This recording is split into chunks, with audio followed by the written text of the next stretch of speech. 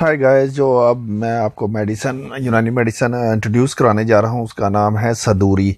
सदूरी एक हमदर्द की बनी मेडिसन है। ये बहुत अच्छी और इफेक्टिव मेडिसन है के लिए कोल्ड कफ, ड्राई कफ और कंजेस्टेड कफ और एलर्जिक कफ। इसके लिए ये बहुत अच्छी और इफेक्टिव मेडिसिन है। इसके इस्तेमाल से इन तमाम में आपको बहुत रिलीफ मिलता है। आपको कोल्ड कफ क्या होता है? कोल्ड जो कि कोल्ड की वजह से होते हैं। नॉर्मली ये विंटर में जब इंसान को सर्दी लग जाती है जिसकी वजह से रनी नोज हो जाती है, बुखार हल्का चढ़ जाता है, गले में इरिटेशन हो जाती है, इचीनेस आ जाती है, और उसके बाद कफिंग शुरू हो जाती है, यानी खांसी आना शुरू हो जाती है।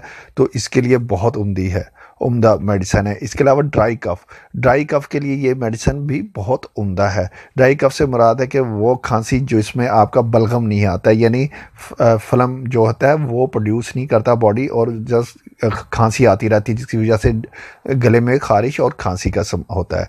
इसके अलावा होता है कंजेस्टिव कफ से मुराद है कि वो कफ जिसमें आपका वेट कफ से कहते हैं कि वो खांसी जिसमें आपके बलगम बहुत आती है, यानी आप खांसी करते हैं तो उसके साथ बलगम आती है। उसको दुरुस्त करने में भी ये बहुत अहम किरदार अदा करती है। इसके अलावा एलर्जिक कफ बेसिकली वो कफ होती है जो कि आपको मुख्तलिफ चीज़ों से एलर्जिक हो जाती है, जिसकी वजह से एलर्जन जो है वो प्रोड्यूस करते हैं कफ को, यानी खांसी को। तो उसकी वजह से आप खांसी करते हैं। जिस तरह के अस्थमा बेसिकली एक बीमारी है, बट ये जो है अस्थमा जो है यानी दमा, जिसे दमे की बीमारी कहते हैं, इसकी वजह से भी खांसी ये पैदा करती है।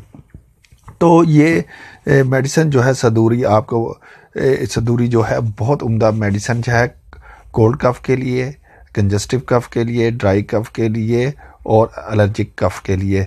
तो इसको आप इस्तेमाल करें।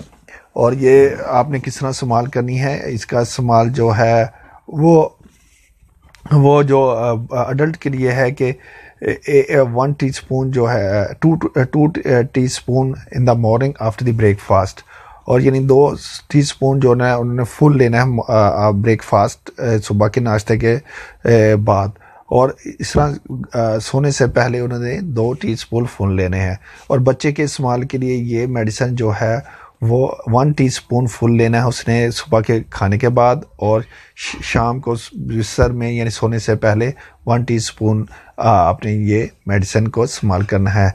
और ये बहुत उम्दी, और इस मेडिसिन की एक और ख़ुसूसियत है कि इस मेडिसिन से आपको जो है बहुत नॉन सेडेटिव है, यानी इससे ज़्यादा आपको ड्रोजीनेस वगैरह नहीं पैदा होती। और ये प्योर हर्बल मेडिसिन दवाइयों से यानी हर्बल चीज़ों से बनी हुई है।